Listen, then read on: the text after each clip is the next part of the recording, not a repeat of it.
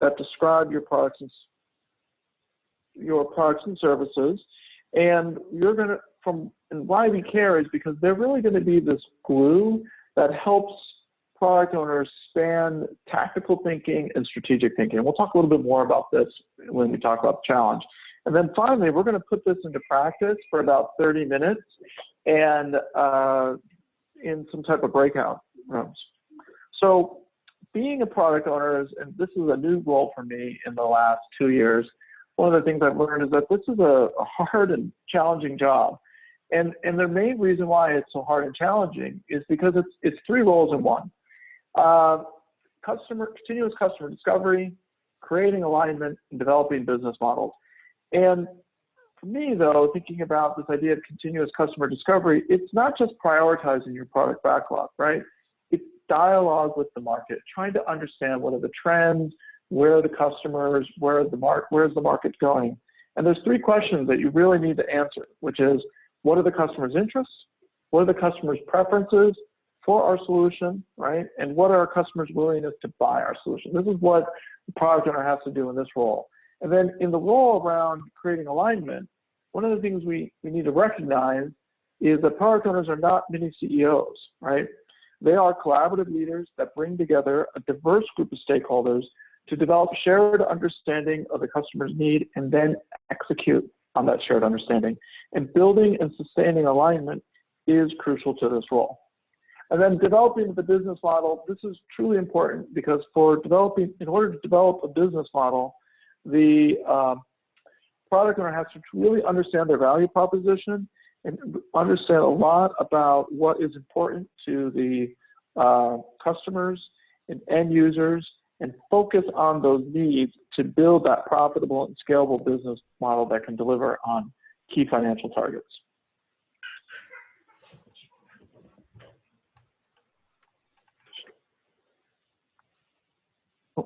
Beg your pardon.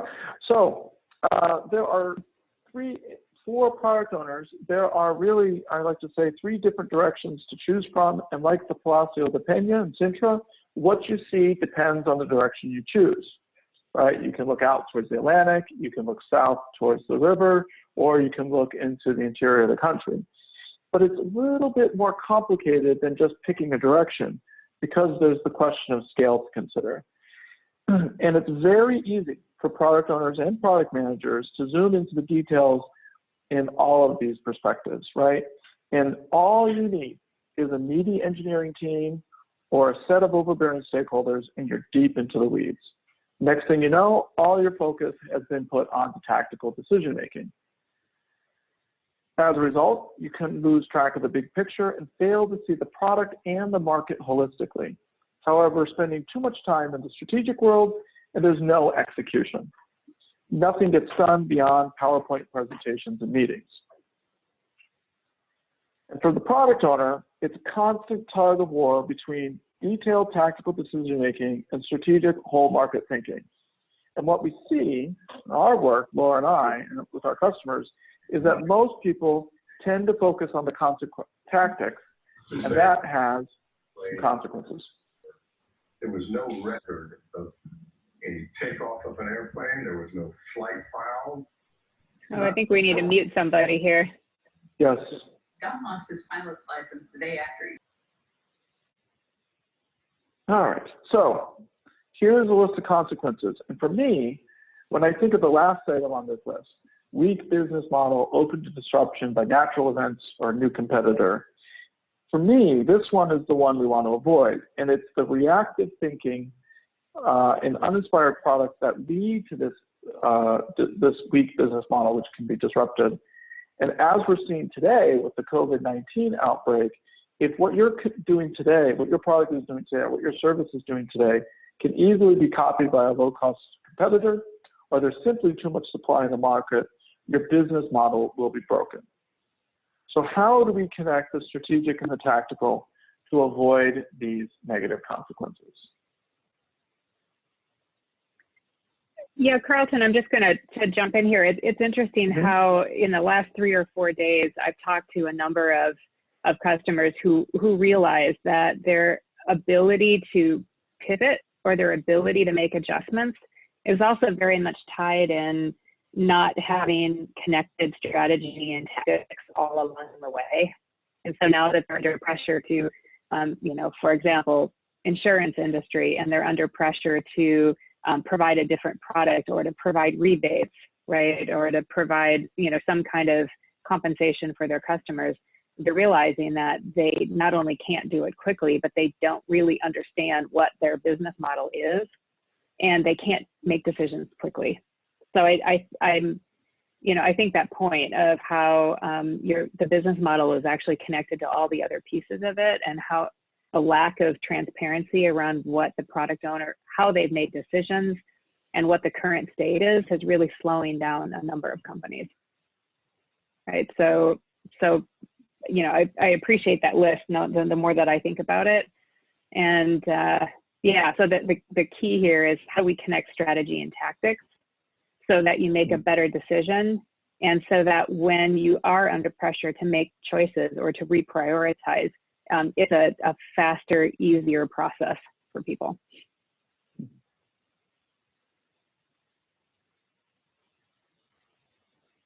Yeah, so if you want to flip to that next slide, you know, I think what's important for us to talk about, and why kind of the point of a lot of the things we'll do for the rest of our time together, is to think about, okay, well, how do you connect strategy to tactics, and how does that drive the generation of a playbook, right? And so the ingredient that we want to talk about a bit today are the concept of frameworks, decision-making frameworks that are ideal for the product owner, that do a couple of things. One of them is to help you build your playbook, which we'll talk a little bit more in detail as we go along.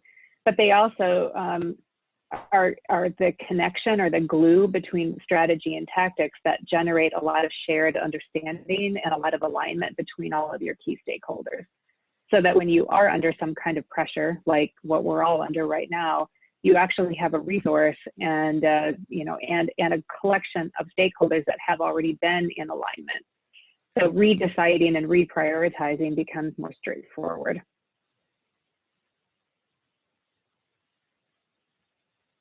Okay, so thanks, Laura. And one of the things that Laura and I were discussing when we were talking about this presentation, and we're like, well, how do people connect strategy and tactics today? You know, what is the common approach? And one of the things that we saw, and which kind of surprised us a little bit, is that most of it's done through word of mouth. If you're a new product owner or a product manager, the way that you learn about the product and service is you essentially sit around and tell each other stories, or you leverage your personal network of people who are knowledgeable about the product or service and ask them, hey, what do I need to know? Or where do I go find this information? And so what we have is this kind of way of replicating tribal knowledge. Or another thing, you know, through storytelling, or another thing people we discovered they do is they find the key information is scattered here and there across a set of different documents. And those documents are some SharePoint or some Confluence, but there's nothing really holistic to connect the strategy and tactics, right? And key decisions might have been made in some type of meeting notes that may or may not be available, or you may not have access to. And so there's a lot of issues with just trying to communicate information tribally or through word of mouth. Excuse me. And what we find is actually this approach, while what people are familiar with, isn't very effective, because it exacerbates the stakeholder alignment problem, right? Because it's really hard to align people that weren't present in that circle when the story was told. Or maybe someone else comes in with a different story and we haven't integrated it into our story. And so people have different ideas or expectations about what the product or service should be doing. Another challenge with this tribal knowledge way of communicating key information about the product is that key decisions, perhaps made about the business model and how we're going to how to scale the product or service, aren't persisted in a central location. So we need to think about a way, how do we persist this information? How do we share it? How do we get it in a way so that it goes beyond just tribal knowledge? And what I propose is the playbook. And the playbook is we're using here a physical metaphor of a notebook, a physical notebook that you can carry with you at all times, right? And the idea here is that this physical notebook would be your single source of truth that allows you as the product owner to answer any question a stakeholder might have that is relevant about your product. So if somebody wants to know what are our key market segments, you open up this notebook to page 23. If people want to know, hey, what's the roadmap look like? You open it up and you unfold a big sheet of paper and say, here's our roadmap.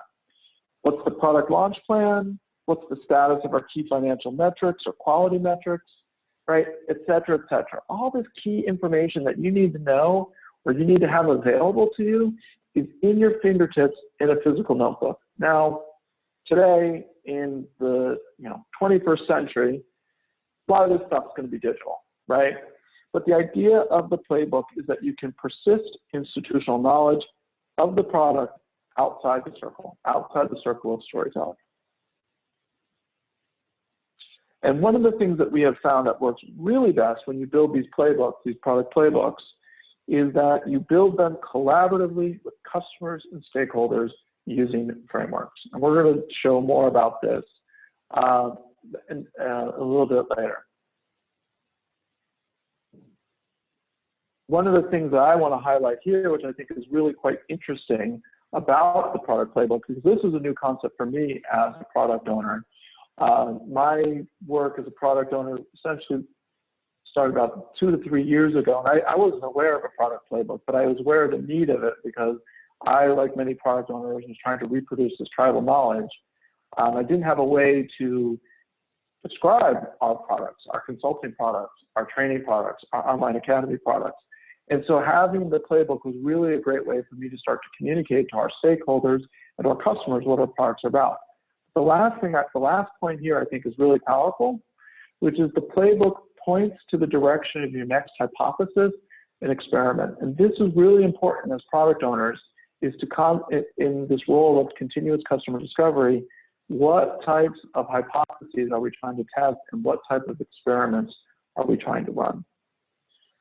So every playbook is going to be different, but I would like to share with you what is our playbook to inspire you to help you create your own. And so what we're going to look at are some of the key documents in the playbook that we have for our online education.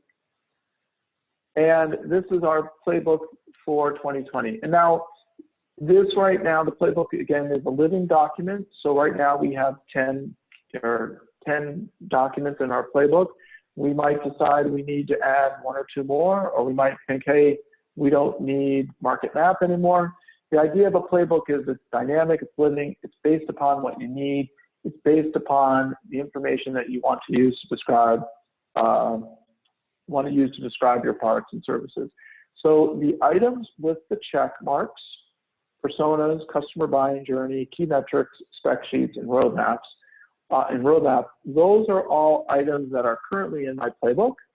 And the other ones, competitive analysis, competitive profiles, market map, customer outcomes, and product positioning, I haven't created those yet, right? My goal was to start creating those in Q3, but then we had this big disruption with COVID-19, so I don't know exactly where we are in this process here of creating them. But this was my initial idea. This is what I would like to be in my online academy playbook to describe our products and services. And what I recommend. Yeah, and one of the things that I would. Go ahead, Laura. Carlton, I'm just going to butt in here for a minute, and just from a personal perspective. So my job is in our company is as the head of sales. And so the fact that we had already spent a bunch of time on the customer buying journey meant that when this, the big disruption happened, we had something to go to as a leadership team to take a look at and decide, okay, what was true in the past? Does it remain true now? And in what way are some of the changes that we're seeing, in what way does that affect how we're customers or what our value proposition might be? And so it was so powerful to have that as an asset to support a number of key conversations. And I look at some of the other ones that we don't have yet, and I think for me, the customer buying journey and having a good understanding of that was probably the thing that would have been the hardest to not have when we had this conversation. Like, I'm grateful that the check mark was next to that one. And so I just wanted to point out that it has a lot of unexpected value when you have these things at your fingertips, because you can't always predict the pressure that your product will come under. And these are the kinds of assets that really support discussions and changes that might need to happen based on things that are out of your control. Mm-hmm. Yeah. No, I remember recently we were talking about the buying journey in one of our meetings, and it was good to be able to have that, because it was a point of reference for our conversation, and it was based upon some research that we did about the customers, and we'll talk a little bit more about how you engage with customers, but it's based on customer data, right? And trying to figure out, instead of speculating what the customer buying journey is getting in touch with them and figuring and asking them, which is really powerful. So, especially in times that are very uncertain, having some real data is very helpful. Another thing I wanted to mention about this here is, like I said, every playbook is different. So my playbook for our online academy might be different than our consulting products. Your playbook out there in the audience is going to be different than mine, because your products have different needs. Your stakeholders ask different things. Your product is at a different point in its maturity life cycle. And so don't feel like your product playbook has to be just like everyone else's.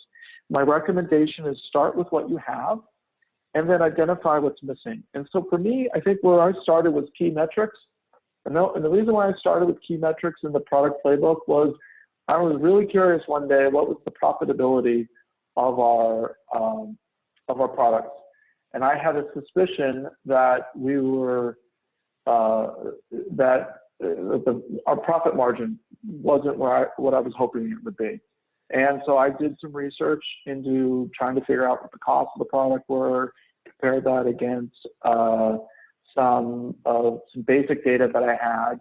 And yeah, my margin targets were not where they were supposed to be, but I had some more questions that I couldn't answer at the time related to the online academy products. Specifically, how much time do our instructors spend for each online learner? I didn't know the answer to that. And that is a problem because that's a key metric related to the profitability of your products. But that allowed me to then start an experiment in which then I could start measuring, okay, how much time do our instructors spend getting one of our online learners from beginning to end? And so that's the key thing with the playbook, is start with what you have, identify the gaps, and then start to fill them in over time, right? I don't recommend trying to fill in all of this information in a week or a month or 2 months. Give yourself time to get this information, to think about it, how to construct your experiments, and don't rush yourself, right? You are already making decisions about your products and services without the playbook, and you're in business today, so you're probably doing an okay job. So just add in elements to your playbook that will help you make better data-driven decisions, okay? So let's talk about there are three documents that I would recommend to have in most playbooks for software-powered products. And they're called personas, spec sheets, and roadmaps. And so we'll talk about those right now. So here is a persona. This is a persona for our online customer. You'll see the persona is there on the right. And on the left-hand side is the framework that I use to create this persona, and that's called an empathy map. So the persona is all about the customers. How do you describe your customers? And we're going to talk a little bit about segmentation in a minute, but the idea here is we want to describe the customer in a way that is realistic, that is describe some basic demographic information, but mostly it's about what are their goals, what are they trying to achieve, and what's preventing them from achieving their goals, right? That's what a persona is about. It's not about the idea of, hey, let's get a lot of demographic information. And so the way that I created these personas was essentially through interviews, right? And my idea here through interviews was simply to, hold on a second, hold on a second, we'll talk about interviews in a second. But basically, we wanted to talk to 6 to 10 customers, and that way we could use the framework empathy map on the left-hand side to structure my interviews, to ask them about what they're thinking and feeling, what sort of things they're hearing, what sort of pains and gains they're experiencing, and what they're seeing in their environment. And so I used the framework to help structure my customer interviews to capture the information, the raw data that I could potentially use to create this persona. And I'll talk a little bit later after the break about how you go from raw data to a persona. All right, so first thing you want to do when you think about personas is segmentation. And when you think about your total addressable market, these are everyone that is out there and available for you, out there to buy your products and services. For our online academy, we focus primarily right now on advanced Scrum certifications. And so there are 2 key market segments, certified Scrum Masters and certified Scrum Product Owners. So that's how we decided to segment our market. And the other types of potential customers out there, they're not our target right now, but we may be moving there in the future.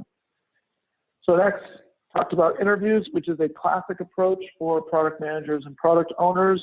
Simply talk to the customers. But the key right here is that we're going to use our frameworks to help focus those customers so they're not just, hey, we're just hanging out, having a conversation. We're trying to go through some very specific sections, as you'll see a little bit later, of the empathy map to try to collect some raw data.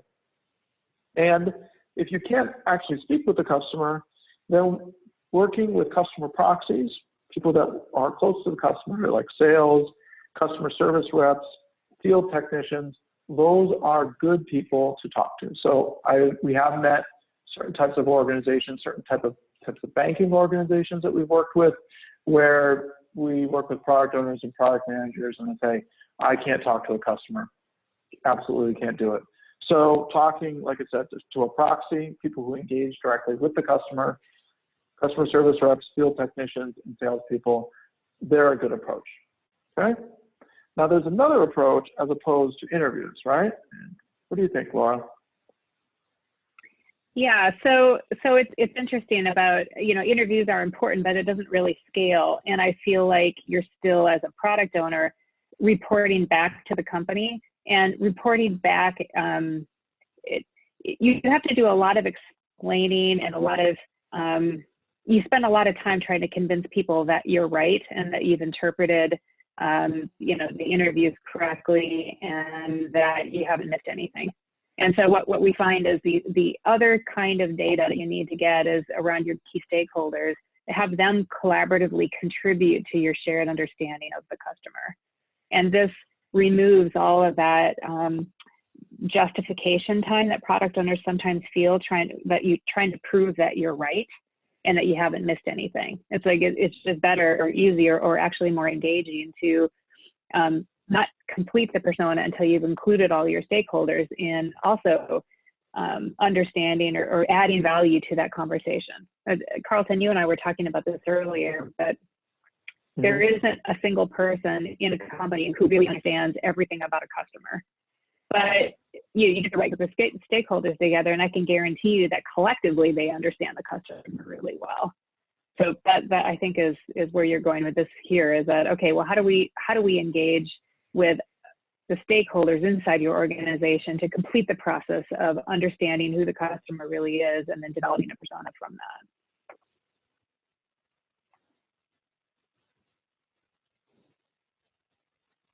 Did we lose you, Carlton? I'm here. I was just moving us ahead. All of a sudden it was really quiet, and I thought. No, I just wanted to move us ahead to the, why do we do this collaborative approach, right? Well, it's generating alignment because you're telling somebody what the answer is a disaster, right? I mean, I'm sure we all have our experiences around that, but you know, you have a ton of smart people who work in your organization, and the last thing that generates quick alignment is for the product understander and tell people how it is, right? It's like, no, everyone wants to be part of the process of figuring this out, and very few people respond well with being told, here is the truth, because everyone ends up with questions and they all have different experiences. And so, you know, the light bulbs go off for people when they generate the, all elements of the playbook, by the way, but certainly the persona. Like, hey, we all have input into who our key customer is and what that means to us. And if we can co-create it, we end up with a much better result, and we generate almost immediate alignment by having the process be collaborative, so that you know, you don't spend time at the end of it trying to defend yourself having been right. That part of the process is taken care of because you've done the development of key understanding around who the customer is. You've done that collaboratively. So that's part of what we're going to talk about as we go forward is, okay, well, great, let's do it collaboratively, but how do you do that? So we're going to get into the how in a little bit. Yeah, and one thing I just want to plus one on this idea that working collaboratively. When you work collaboratively to, you know, with the frameworks to generate these documents for your playbook with your stakeholders, customers, and end users, you get everyone really starting to think about the customer, right? You get the organization to become a lot more product-centric and outcome focused rather than focus on technology and focus on the delivery of outputs. So, okay, so let's move on a little bit here and let's talk about the second frame, or the second document you would put into your playbook, and those are spec sheets. Spec sheets, the example of the spec sheet is on the right, and the framework I use to create this spec sheet is on the left. And so a spec sheet is essentially just describes your value proposition to a customer. And so what we're trying to do here is describe why someone would be interested in our online education products, right? And the idea here is that you get this information by completing what's called the customer profile framework. So it comes from Alex Osterwalder and company. And he has, from his book, Value Proposition Design, which is one of my favorite books on product discovery. And he talks about identifying jobs, pains, and gains that are important to the customer, right? And so what you see here on the left, the yellow Post-it notes are all jobs related for a customer segment. I believe these are certified Scrum Masters. The middle are pains that these people are experiencing while trying to complete their jobs. And then the gains are what they're trying to achieve, what outcomes they're trying to achieve when they complete these jobs. And we prioritize the jobs from important to insignificant, gains from extreme to moderate, gains from essential to nice to have. And the idea here in value proposition design is you want to design your value proposition. You want to design your solution, engineering solution, around the jobs that are important to customers, that alleviate their extreme pains and help them realize their essential gains. And a spec sheet this spec sheet was created because I was going to a trade show and we were introducing our product and service, our online education product, to a bunch of people who were unfamiliar with it. And so we wanted to have something that people could understand very quickly about what online education with us is all about. So this is our spec sheet. And then I'll go ahead, Laura. I'll add one other color commentary on this one too. It's like the idea that we all worked on the customer profile framework in a very collaborative way meant that all of us came away, even before the spec sheet was created, we came away with the ability to talk to customers with some confidence that we understood both their objectives, their goals, and also the things that they were struggling with. And so by co-creating it, it meant that we all were really comfortable talking to customers about the goals they had and the problems they solved, and none of us felt like we were guessing. So it was super easy in the context of the trade show, as well as just getting on the phone with customers to, instead of throwing a whole bunch of stuff out into the conversation and hoping you're going to get it right. The co-creation process meant that we were all very much aligned and comfortable with, okay, well, what are these people really struggling with, and what are the most important nuggets we should talk about? So that it had a lot of benefit, and aside from just developing the marketing piece that we needed for the trade show. It meant that, hey, our whole company talked in the same way with confidence about what problems were we able to solve. Yeah, and I guess I'll plus one. It's the problems of the customer. It's all about the customer. And it's really talking in their language about the things that are important to them. Because if you talk about what's in my experience, if you talk about what's important to you, customer doesn't really care, right? Customer cares what's important to them. So you have to really find out, what is it that's important? So, all right, let's talk about roadmap, because have to talk about roadmap. We're all product managers and product owners here.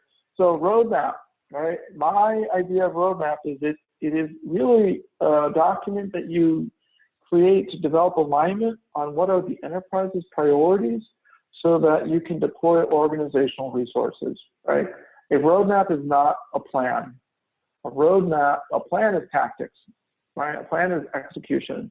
A roadmap is really about how do we get our stakeholders in alignment about what's important so that we can deploy scarce resources to what's really valuable in our organization. Excuse me. So the framework we use here is called Prune the Product Tree. That's on the left. We use this tree metaphor. We're going to use that a little bit later. But the idea of Prune the Product Tree is an original innovation game. Or I might be able to speak a little bit about that. But the idea is you use it with stakeholders and customers to understand how they want to see your product grow over time. And so what we did here, this roadmap is for all our products, consulting products, our classroom training products, our online education products, plus a couple other rows I'm going to describe in a minute. But how do we want to see those products grow over time? And the idea here is the research on the left, right? We did this collaboratively within our leadership team. We would take this basic research here and put it into the roadmap on the left. And so we have two additional rows. One of them is called discovery. So what do we have to do around product discovery to support the growth of our products and services? And then market rhythms. What are the key events that are related to our industry, which is consulting and agile consulting? So you could see Scrum, Agile 2020. And then along the top, you'll see our time frames, now, next, and later. And some people might say, wow, Carlton, that is pretty basic. I could never use that with my leadership team. And that might be true. But for our leadership team, we use now, next, and later because it allowed us to make the decisions that we need to make. This was something that was helpful for something we did at the beginning of the year to get a sense of, what are we going to do now in this quarter? What are we going to do next in Q2? And then later is everything else after that. And so the time frame is really based upon what type of, what's your time horizon for decision making? And for our leadership team, this was sufficient. Let me see. Yeah, Laura, I'll add something else in here. Yeah, so I'll in terms of talking about time horizons, I find it valuable to start conversations with these fuzzy time horizons initially, even if I know that at some point in time I'm going to have to be incredibly specific, including all the way down to sprint planning. But if you start the conversation with too narrow of a time frame or time horizon, people get all bent, like all confused about, okay, the prioritization becomes too difficult too quickly. If I'm looking at things like, if I'm planning, immediately starting with even monthly, it is too, but if you start sooner and later, that's going to be it might be features, it might not even be that defined yet. It's just, we know we have to address X.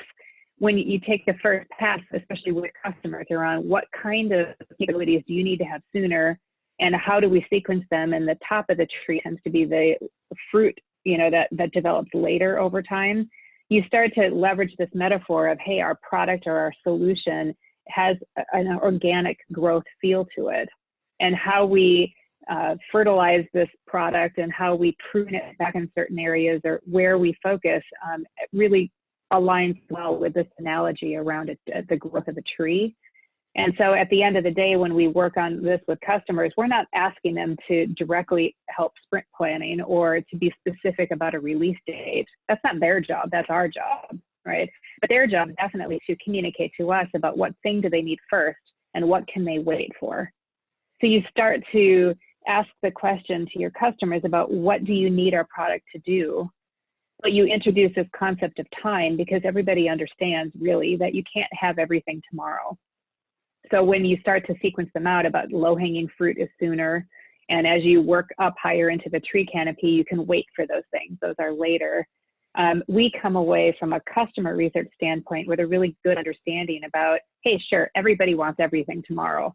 But in reality, we understand what has to be sooner and what we can confidently wait on until your company grows bigger or until we move further out in time. So sooner and later then translates in for us this quarter, next quarter.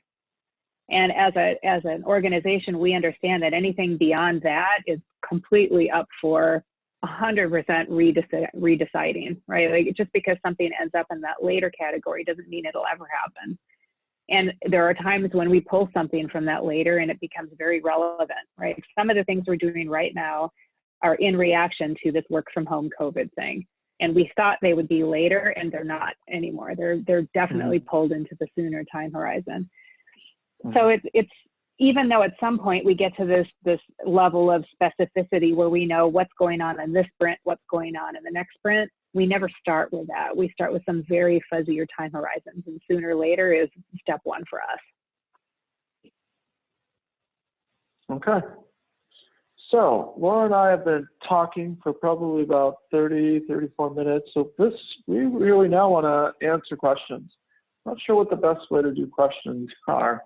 Maybe Adlison or Diana has a suggestion.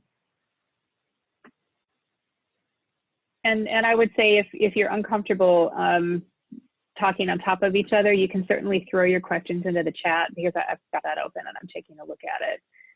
Okay, yeah. So you could, put them into chat, or if others have suggestions about how to do this. But we thought we would at least take a pause here for about 5 minutes, collect some questions that may be answered in the second part of what we're going to be doing today. But also, if we get any kind of questions now, then we can make some adjustments as we go forward.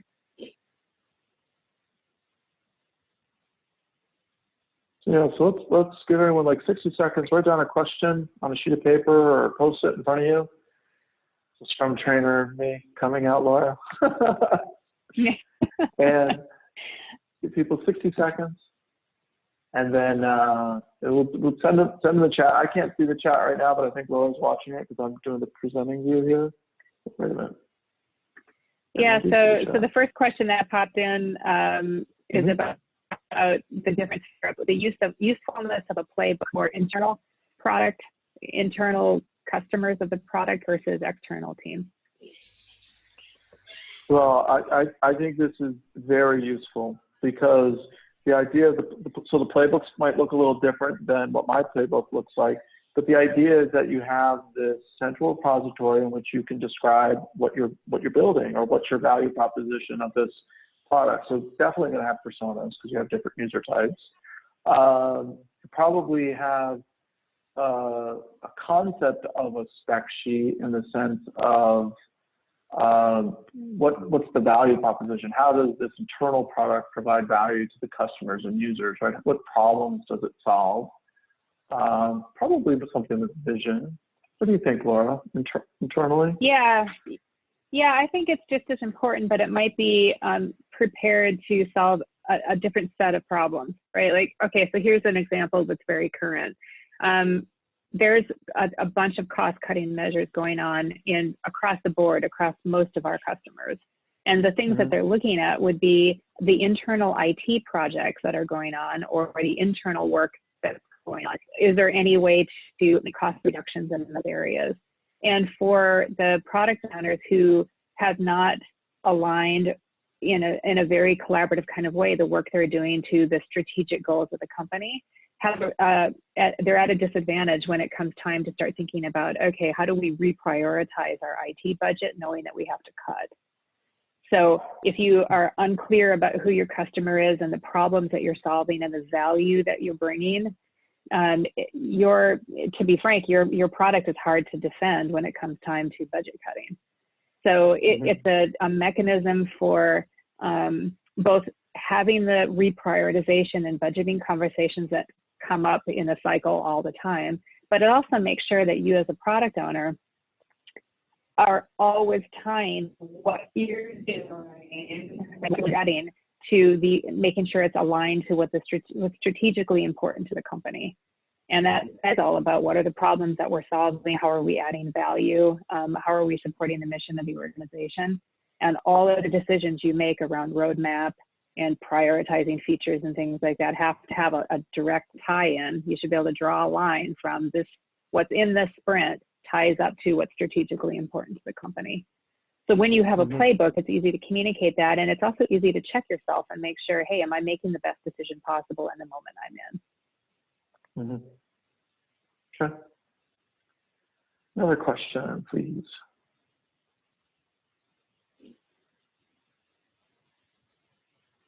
I have a question for how you have a playbook. Whether or not you think it's amazing, that's the second question. But the first question is, if you decide a question.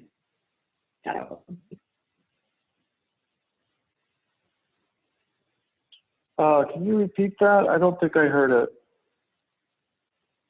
How many people in our audience think they have a playbook that they could point to?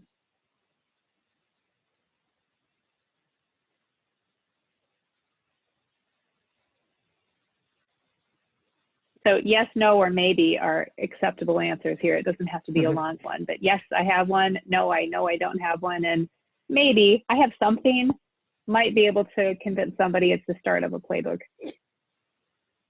You just type that into chat.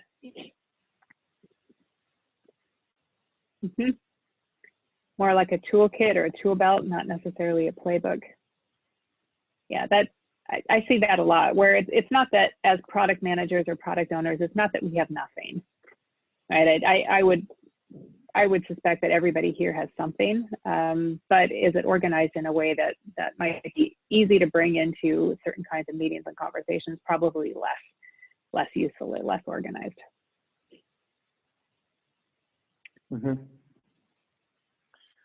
All right. Yeah, so, go ahead. Oh, go ahead, Carlton. No, that's good. What I was just going to suggest to the group is, if at this point forward, you should feel comfortable putting any question you have into chat.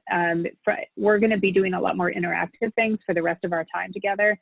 And it would be relatively easy for us to integrate questions into some of the other things that we'll be doing. Oh, and hey, Carlton, there you are. Nice to see you. I was going to ask you to turn your video on, but I forgot. Yeah, Joel's asked me to put it on. Okay, so my next question to our timekeeper organizers is this the right time to take a 5-minute break, and then we can come back and move into the interactive portion of our time together? Yeah, I think we're pretty close, Laura. They wanted to take a break at 7:45, and I think the request was 15 minutes. So why don't we come back at 7:55? My thought. It works for me. Does it? Yeah. How is that for the organizers? Are you guys fine with us doing the 15-minute break starting now, and we'll come back and do some interactive work together? Yeah, I think we can do a break. Yeah, for sure. No problem. All right. So let's come back at 7:55, everyone. We're going to do the interactive work, and we're going to create an empathy map, and we're going to do prune the product tree.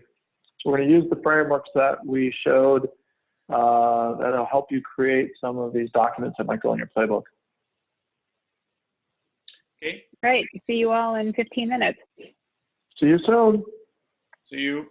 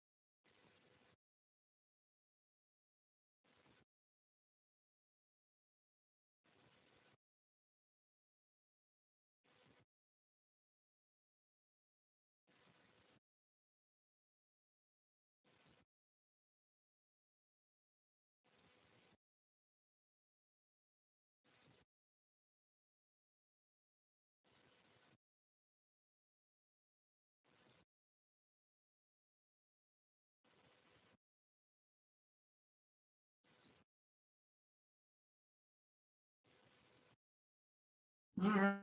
Well, two. 2 minutes so we get started.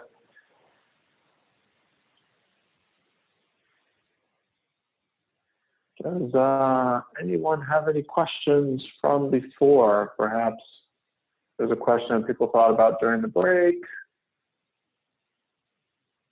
Maybe they have another question they want to ask about the frameworks.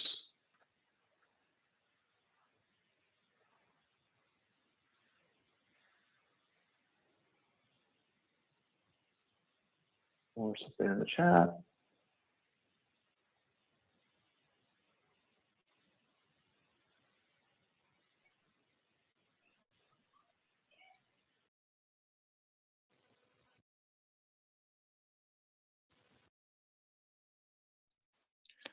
Hey, Carlton, could you please share your screen again? I think I stopped sharing.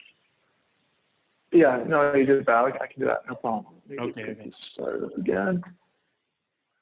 All right.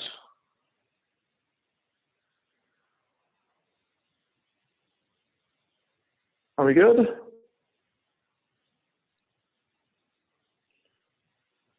Yeah, here. Your screen isn't sharing yet. Mine is not sharing. Okay, hold on a second. Yeah, it's because I did not press the share screen button. That will be helpful.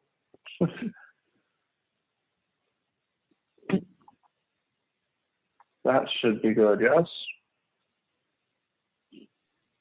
Yeah. Yes. Yes, all right, excellent. Oh, and I think there's a chat. Someone said chat.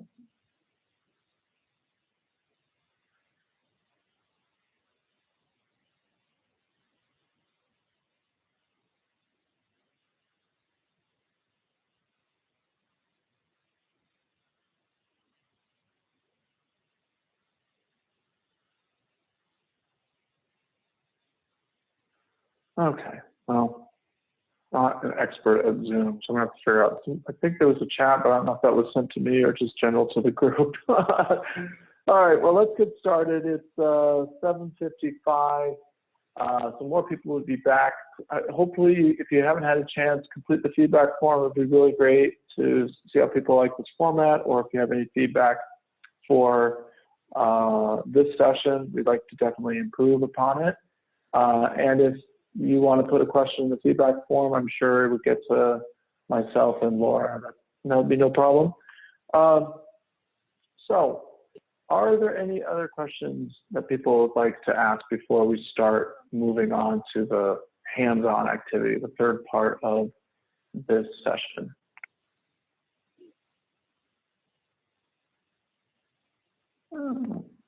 Okay. So, all right, then let's move on to trying this together. All right, so let's try this together and let's talk about our problem statement. So, what is our problem statement? The problem statement is this. So everyone's been under quarantine for the last 30 days, and our refrigerators are starting to look a little bit like this. Actually, I don't think a lot of people are getting Chinese takeout right now. But refrigerators are bare. Parliament has extended the state of emergency to April 17th, but everyone expects Parliament to extend the lockdown beyond April 30th. So the question is, how do we solve this problem? And how do people solve this problem today here in Portugal? Well, one of the things that I have learned in Portugal is that you can get home delivery of seafood and fresh vegetables. Someone comes to your front door. But the challenge is, it takes about 30 days, right? Because so many people are locked in at home. They're the major supermarket chains. You don't have the infrastructure to support the massive volume in sales. So it takes about 30 days to get something delivered to your home. And then the other challenge is, do you really want this woman coming to your front door in the middle of the COVID-19 crisis? So there is an alternative to this. And here's the problem statement, right? Drone delivery service.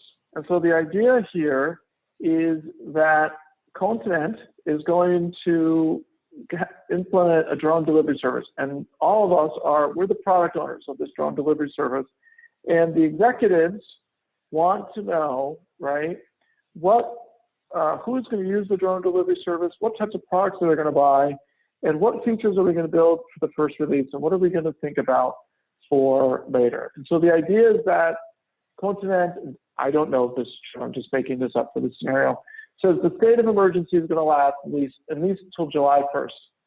And they had purchased 50 drones in January of 2020, hadn't had a chance to do anything with them, but this market disruption came up. And so they're like, let's launch the service in 35 days. So 35 days from today, 50 of these drones, are like the one in the picture on the right, are going to be buzzing around Lisbon, because that's where we want to start this project.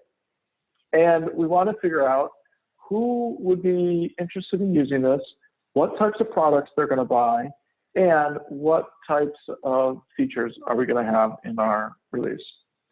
So, Laura, hand it over to you. All right. So, so what we want to start with is we need to develop a persona of our ideal targeted consumer or customer. So we're going to use the empathy map that Carlton had already shared with us that he uses to create his personas. And we're going to do this as a collaborative online session. So in a few minutes, we'll be sharing a URL with everybody that you can click, and it'll open up a new tab in your browser where we can all work together on an empathy map. But the first thing that we find incredibly helpful is that we need to be really specific about the question that we're asking the group, so that when you interact with the framework, you're all thinking about the same question. We just refer to this as a central question. Every framework you use needs to have a central question so that your participants participate in the most helpful way possible. So ours is, think about food and meal planning and how that has changed. What is your situation like?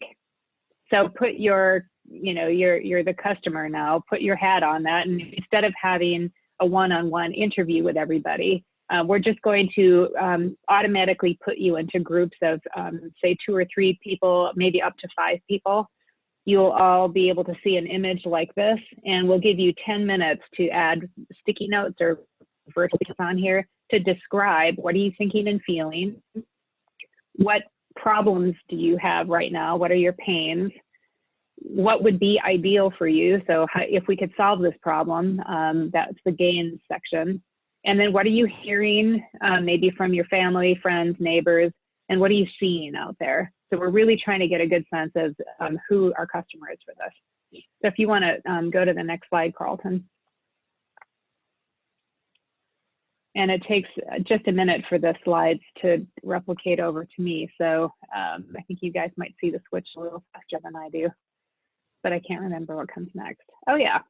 All right, so when you click the URL, which will be giving you in a couple minutes, you're going to see that's basically a screenshot of what you'll see. And you just have to double click anywhere on the empathy map. And what'll pop up is the little virtual sticky note portion that says, you just give it a name, and you have to give it a little bit of a description, and you're answering those questions. What problems do you have? What are you seeing? What are you thinking and feeling? Each idea has its own little sticky note. And yeah, once you're done putting in the title of your idea, the description of it, then you just hit create to save it. Now, if you want to type these in English, that's fine, but you're more than welcome to type these in Portuguese. You don't need to, it's probably a whole lot faster for all of you to work in your primary language, so feel free to do that. Let's see, next. There is, Chat. Carlton. Yeah, so then the next thing is there is, you're going to be silent in this activity. But it's a little difficult to figure out how to tie up Zoom breakout group to the specific people that'll be in an empathy map breakout group. But there is a chat feature available. So if you were to click that little chat button, you can chat to the other people in your group if you wanted to share ideas or ask questions. Although for this particular activity, talking to your other people in your group is not as important, right? This is, if you just want to do your own personal brainstorm, you will see other people's stickies appear, and you're welcome to talk to them if you want to, but you don't need to. All right, and what we're going to do is give you 10 minutes for this. And we're going to be using a platform that we use in our consulting practice called Weave. And so Carlton is going to put a link in the chat to everybody. You can see, yeah, it'll come up in the chat in a second. And as soon as you click that, the system will organize you into groups of 2 to 5 people. And you'll see a countdown timer, and you'll have 10 minutes. And at the end of 10 minutes, it automatically closes, and then we'll come back to this main Zoom here so we can talk a little bit more about what we saw, and then we'll move on to the next activity. So let's see. Did you, Carlton, were you able to find that link? Yes, and wait, hold on, just gotta get it set up, and there you go. Chat, it's set for the chat. So the chat, the right, check the chat and Weave link in there. Yep, yep, Weave link is in there. So we'll put this on mute. Everyone will click that link, and then in 10 minutes, we'll come back and talk about what we learned.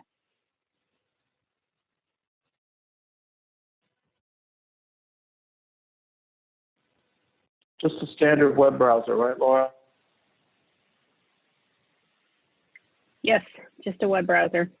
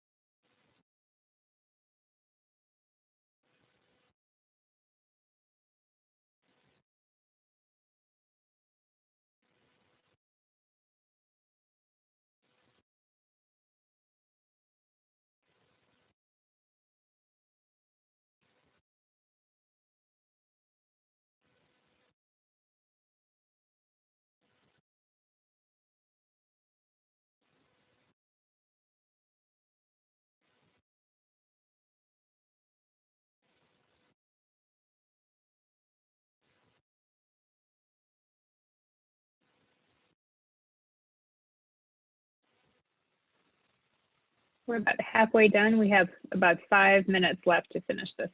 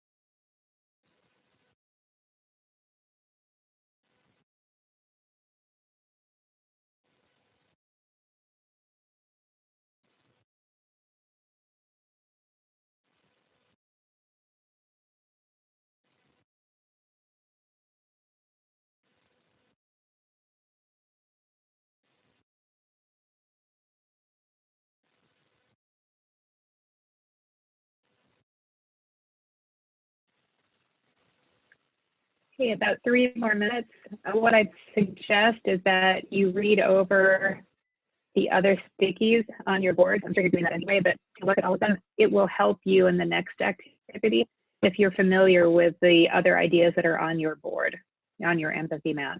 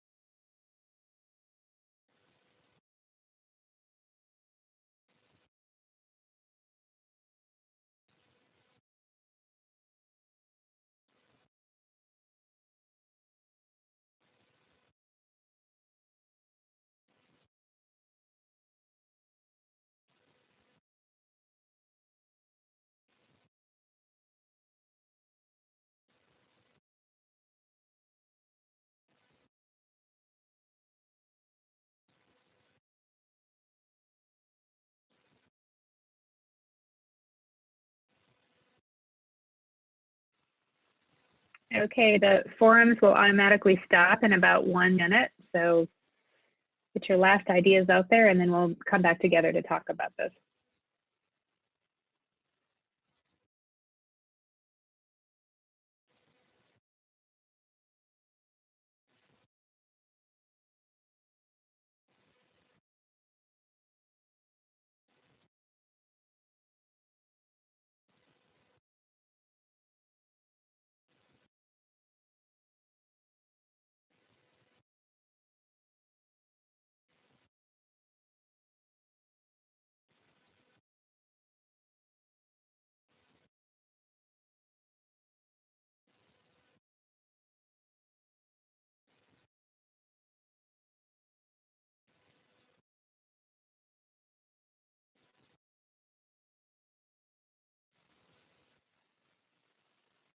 Okay.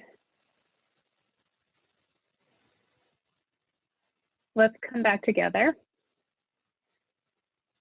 and talk a little bit about what we just did.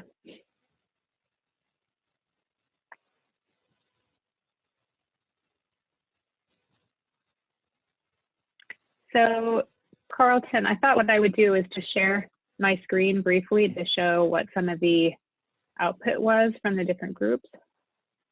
Sure, do that. Let's see.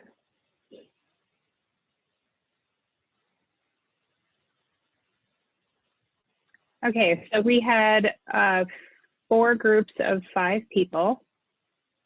And group number 1 came up with, and I'm just clicking the table view here. So we can see maybe what I'll do is sort by this. So in the games, we have,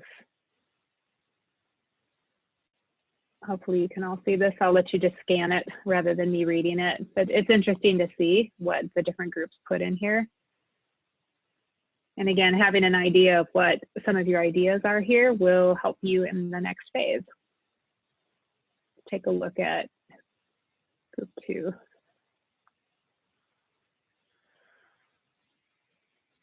And then if you have any comments or questions about using an empathy map like this, definitely pop it into chat and Carlton can keep an eye on that.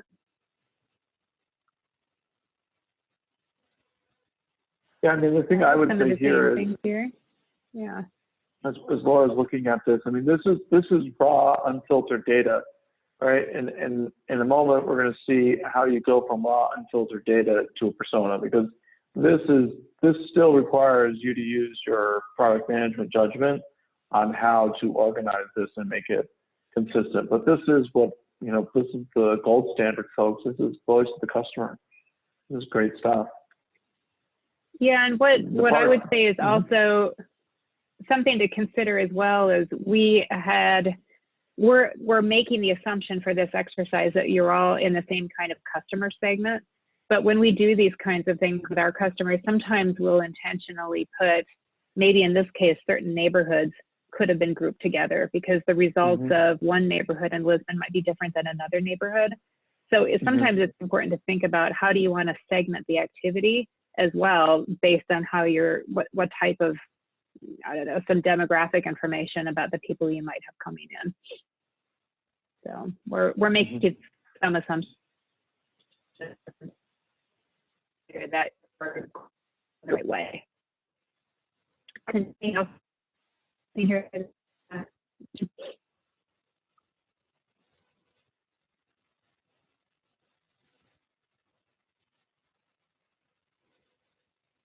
We've definitely seen the ideas a number of times. So,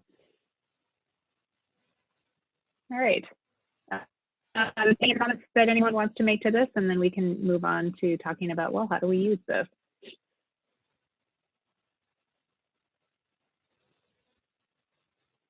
All right, Laura, so I'm going to share up the presentation again, show my process I used, and then we'll hand it over to another interactive portion. All right, so let's take a look at this. All right, so what is Carlton's process to persona? So I did this earlier this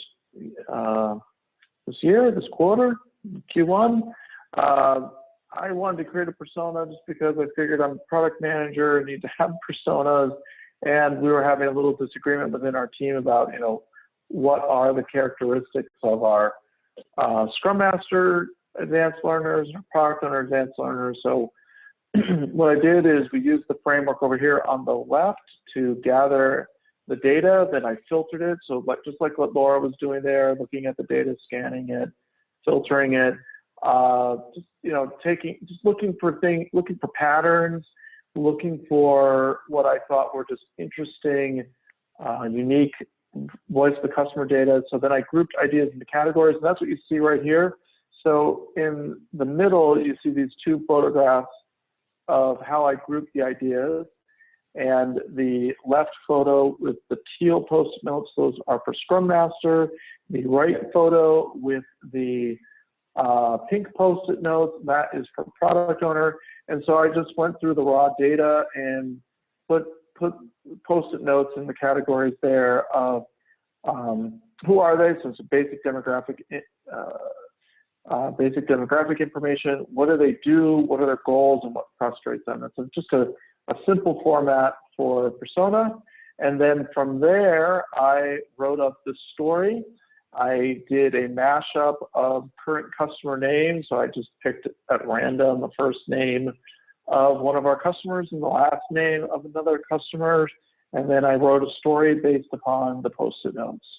And that's about it. I think you see right there, you see 3 paragraphs. I put a limit on it. I said, listen, has to have 4 paragraphs, and because they're personas, they always have a photo with it. And actually, I showed this to Laura right after I created it, and her feedback was like, oh, is this a real person? And I'm like, no, it's not. It's a composite. So, yeah, so I thought for sure it was their, yeah, I thought it was a real customer. So I thought, you know, that if you read this and believe it is a person, that means you can have a emotional connection with her, in this case, Karen, so that when we produce any kind of interaction for our customers, we can think about, okay, well, what would Karen say? What would Karen think? Karen is a ideal representative person for all of us to feel we know very well, because Karen is a summary of all of the input that we got around Scrum Masters and product owners. In this case, she's the Scrum Master. So when I think about Scrum Masters and who we're working with, if I'm thinking about Karen specifically, I'm going to be doing a great job. Well, what I want to add here is this is a profile for someone who has the title of Senior Scrum Master. This is someone who's in the advanced programs. One of the things that we want to validate, so this leads to what I talked about, Playbook leads to hypotheses and experimentation. What I want to validate next as the product owner of this is our classroom training people, the people that do certified Scrum Master training and certified Scrum product owner training, the entry level. Are they the same profile as someone like Karen, or are they a little different? I suspect that they're different because, you know, Karen's further along in her career than people are at the entry level, but I don't know, so I need to validate that. All right, so let's move on and let's do prune the product tree. Let's talk about this framework, Laura. All right. So we talked about this a little bit in the beginning, but we think about the growth of our product or service or as an organic thing. And so the metaphor of a tree really works well. And so when we do customer research, we typically ask them about what do they need, what features do they need, and when will they have them. They make a distinction between sooner, which is low-hanging fruit, and later, in this case, apples that would be in the top of the tree. And then, you know, what are some of the supporting technology? Depending on your question, sometimes people have the need to talk about how it has to connect to something else, right? So there might be some supporting technology or some connectivity capabilities that people want to express. So this is a design decision around whether you need to tailor the framework a little bit so that you make sure you're getting the actionable insights that you need as a product owner.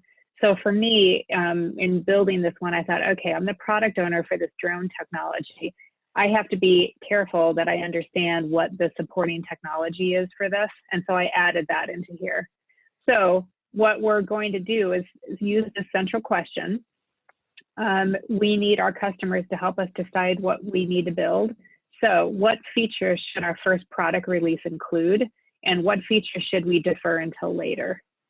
So this is an idea generating kind of customer research project, and we're going to use the tree to represent our drone product.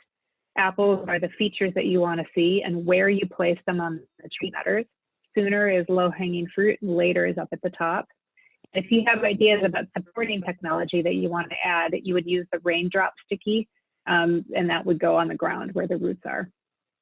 We'll have 10 minutes to do this again, and just to refresh just to reinforce how to use the platform if you want to go to the next one, Carlton. So like last time, all you need to do is double click on the framework to add a sticky. And if you open up with a little drop down arrow there, you'll be able to have access to the other kinds of stickies there. So that's where you would find the water drop sticky if you want to add one of those. And then again, you would just add the same kind of, give your idea a name and a description. And for this one, you might find it more helpful to use chat so you can talk to each other about what you think is really the most important 2 or 3 features for the first release, and what are some of the things we could wait until later. So if you click that little chat button that's in that upper left-hand corner underneath the Scaled Agile logo, a panel will open up, and you can chat to just everybody in your specific group. So again, you'll be together with 3 or 4 other people, probably different people than the last time. And you can chat to each other in your little working group in that section there to talk about what features you think should be sooner rather than later. And again, we'll give you 10 minutes for this, and Carlton is going to stick another Weave URL into the Zoom chat for everybody. When you click on that, you'll be brought back to the same kind of activity that you were doing earlier, but this time with the tree.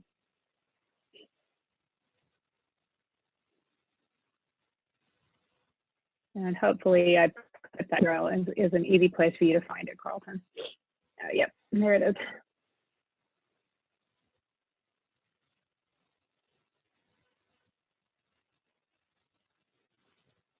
All right, Carlton put it into chat, so we'll stop talking on this channel. I'll mute myself as well, and we'll see you back here in 10 minutes.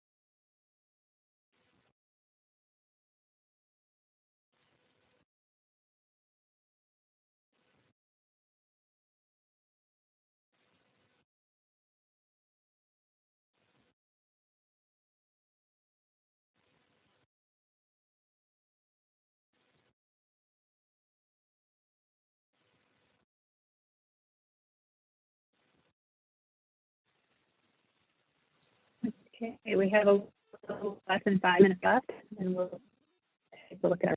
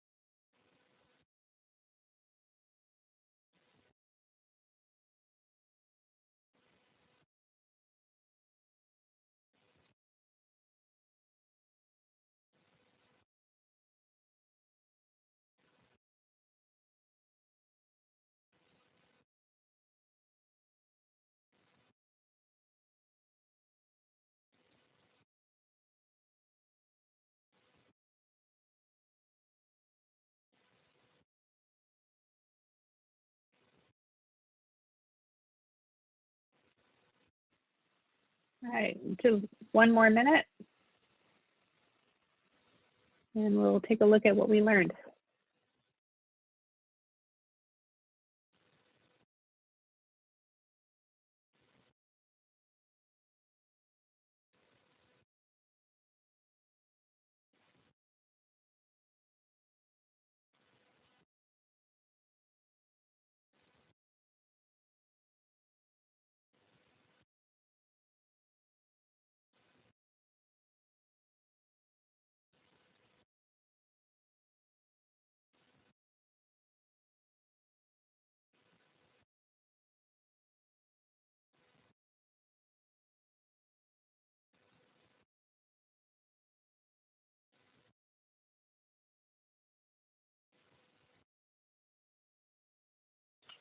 All right, so the timer ticked down to 0 and they automatically end at that 10-minute mark. So let's bring everybody back here and take a look at some of the things we learned. Carlton, I don't know if you have any initial reactions, but I think, wow, in 10 minutes, we've just developed some pretty interesting potential MVP products here. I mean, there's some really interesting ideas. So clearly we have the right group of customers together. And guys, what's interesting about this is we do this with our customers, and it is at least successful, if not more. Like if you ask your customers to help you either, in this case, generate totally new ideas. You started with an empty tree. Let me share one of the trees that I'm looking at here.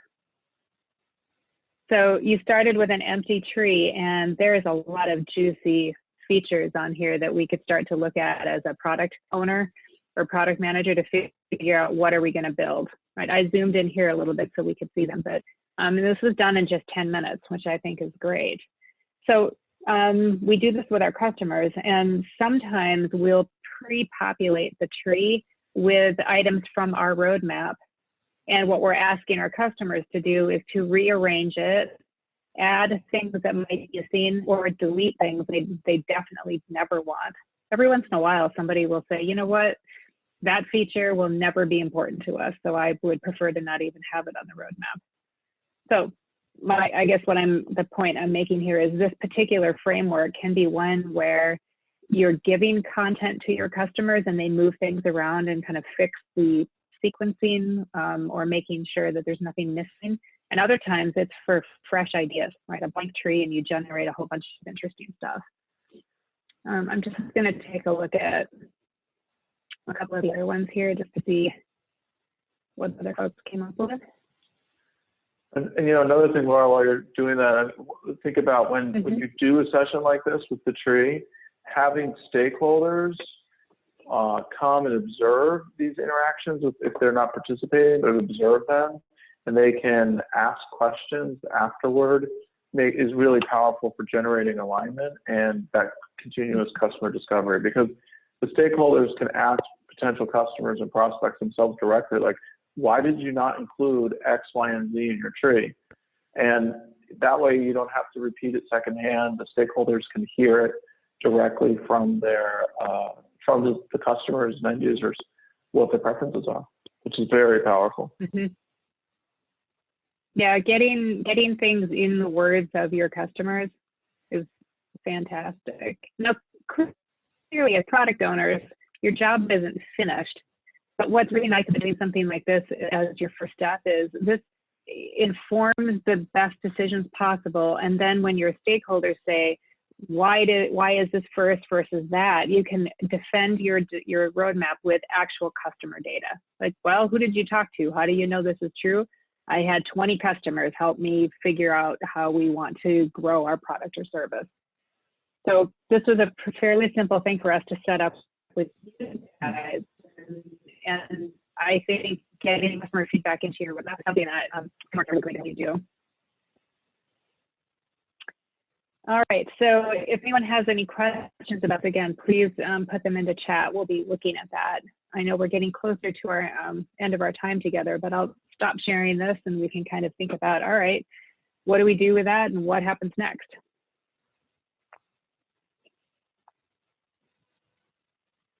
Let's get this last bit up, Laura. So move on here. Yeah. What did you want to say about this here? Well, it's just coming up for me. I have I think a bit, Oakland is far away from you guys. I think it gives me a minute before it shows up here. But I think the takeaway that I hope that you all get from this is that adding a framework or two into your toolkit to build elements of your playbook is actually a really easy, doable proposition. Right? And using Empathy Map isn't difficult, right? And it'll improve your personas. And I would say using something like Prune the Product Tree, again, is not difficult, and it really will improve the next steps that you take in terms of developing a roadmap for your product or service. So you can do this, right? And you can do it online. There's definitely a number of tools that you can look at. We at Applied Frameworks, we use both Miro and Weave. But there's I don't know, 20 or so other tools that you could use. Google Jamboard is probably the most simple, comes in the Google tool suite. It doesn't have to be an expensive, complicated tool, right? But I would say play around a little bit and try something, experiment with some of these, because it's really powerful to use frameworks online with your with your customers, even if you're, you know, able to get together in person, sometimes doing things online is still great. All right, and I can't remember what comes next either, Carlton, but, but is there anything you want to add to this?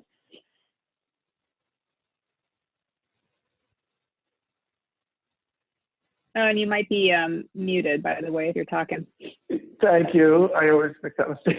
I said instead of all those challenges that we talked about, right, reactive thinking, we can address these problems by being proactive, and instead of uninspired products, we can create innovative products, right? So all those challenges that we talked about, we can undo those, right? By thinking of frameworks and playbooks, working collaboratively with our customers, we can really focus on that continuous customer discovery, building and sustaining alignment, and then finally really about, you know, iterating on your business model. That, I believe, brings us to the end of our presentation. So thank you very much, everyone, for your time today. Thank you, Laura. Thank you, Carlton. It would be a great pleasure to have you here, and it was I have great insights today. I can see many ways to apply that in continuous discovery, and it will be very, very helpful.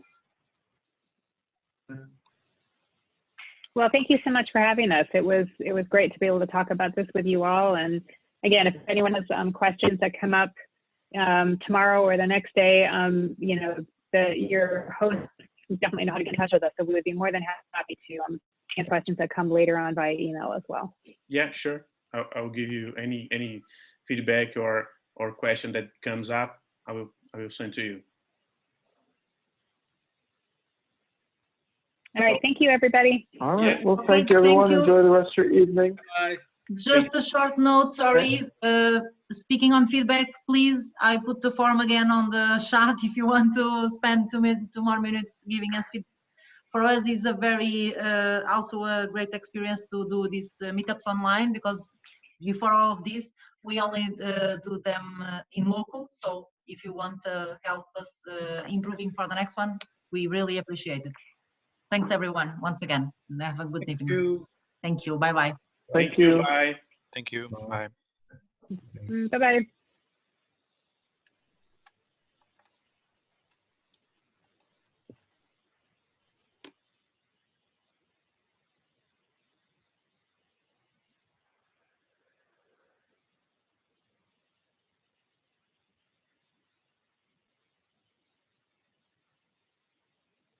Oh my goodness.